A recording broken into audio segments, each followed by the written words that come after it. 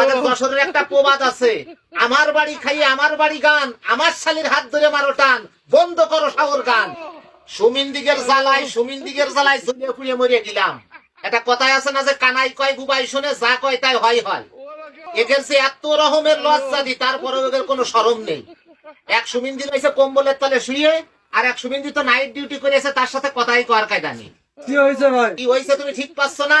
আমাদের যশোরের একটা প্রবাদ আছে, আমার বাড়ি খাইয়ে আমার বাড়ি গান, আমার শালির হাত ধরে মারো টান, বন্ধ করো শাওর গান। তুমি টাহা দিয়েছ আর আমি কি বাতাসে আইছি না? তাই তো। হ্যাঁ, তোমার রেশ লাগে আমার রেশ লাগে না? কয়েস গাড়া ধরে দিবানে ফেলাইয়ে কয়েস কালাম। অত পারিনি। আর এই যে আমার টিকটক আমার ভিডিও গুলো দেখে মানুষ কাছে মুখ খারাপ করো কেন? আর আমি মুখ খারাপ করি নাই, আপনারা তো আসেন, এসে দেখেন আমাদের অবস্থাটা দেখে যান। এটা কি মুখ খারাপ করা কয়? সেও ডিউটি করে আইছে, আমিও ডিউটি করে আইছি। তুমি কম বলে তো তোমার বেশি লাগে, আমার একটু কম লাগে। তাও আমারটাও তো বউ, আমারটা বুড়ো হয়ে গেলে আমারটারও তো রুচি আছে। এই শালার পাটা আইন তো সরে যায়, শালার পাটা সরে যায়, শালার পাটা। আর এই পাটার সাথে কি শেষ হয়ে গেল। দেখতে চা।